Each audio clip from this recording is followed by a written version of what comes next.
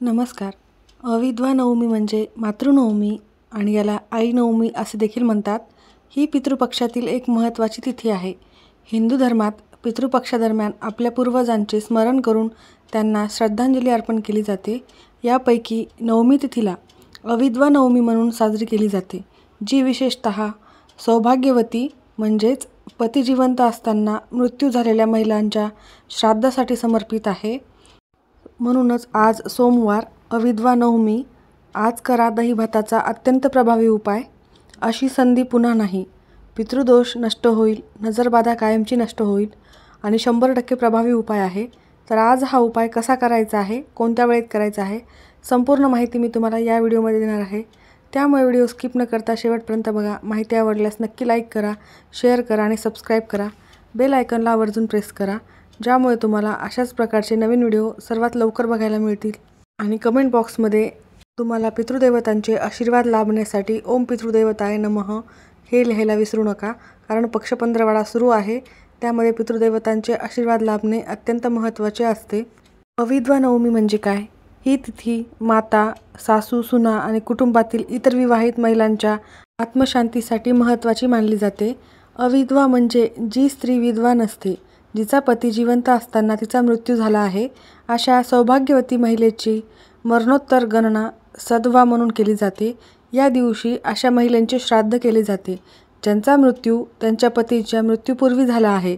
या श्राद्धामुळे त्यांच्या आत्म्याला शांती मिळते आणि कुटुंबात देखील सुख, समृद्धी, आशीर्वाद प्राप्त होत असतात.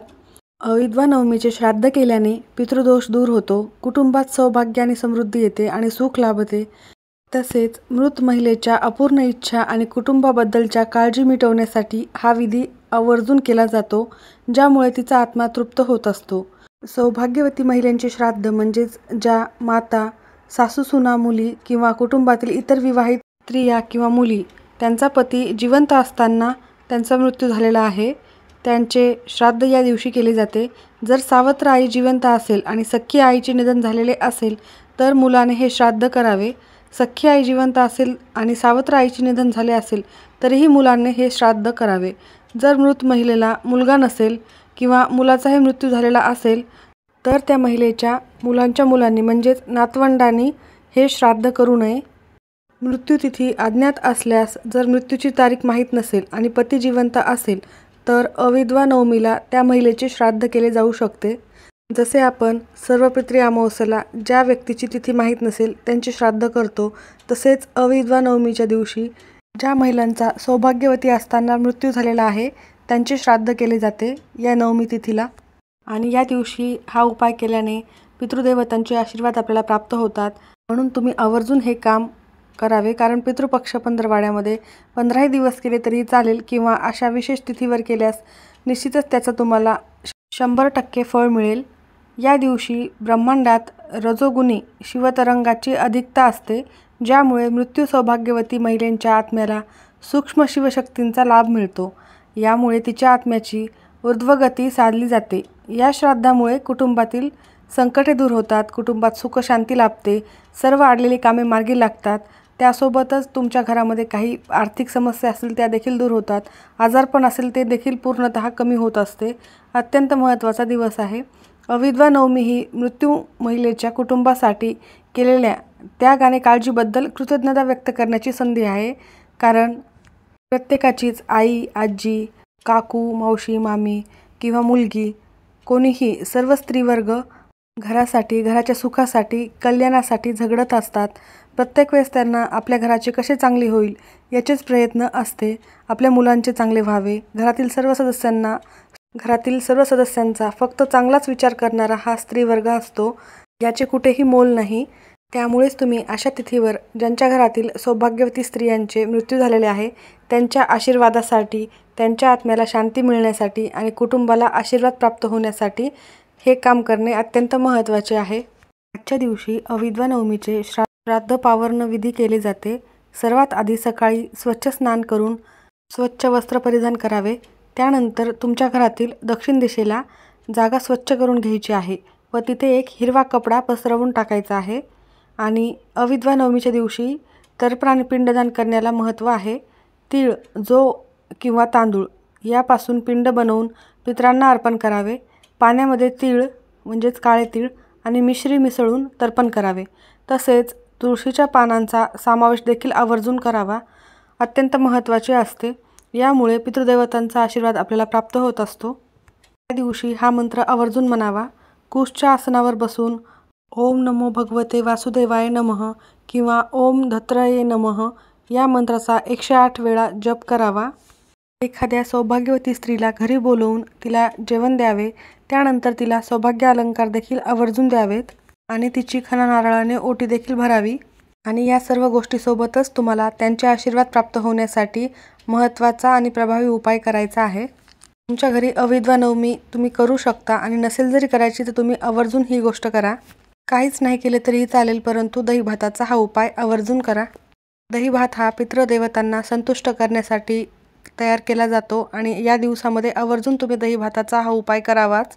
दही भात हा पितृदोषाचे निवारण करण्यासाठी प्रभावी उपाय मानला जातो. याद्वारे पूर्वजांच्या आत्म्यांना तृप्त करून त्यांचा आशीर्वाद मिळवला जातो. जर तुम्हाला खूप कष्ट आणि मेहनत करून देखील त्याचं फळ मिळत नसेल, सतत आजारपण असेल किंवा नजरबाधा झालेली असेल, कधीकधी आपल्याला आपल्याच लोकांची नजरबाधा होते किंवा बाहेरील लोकांची देखील नजरबाधा होत असते. कधीकधी कोणी आपल्याविषयी नकारात्मक विचार देखील करत असतात, तर त्यांचा देखील आपल्यावर विचित्र प्रभाव होत असतो आणि त्यामुळे सतत नकारात्मक विचार मनात येणे, कोणतेही वाईट स्वप्न पडत राहणे, अशा अनेक समस्या आपल्या आयुष्यात येत असतात.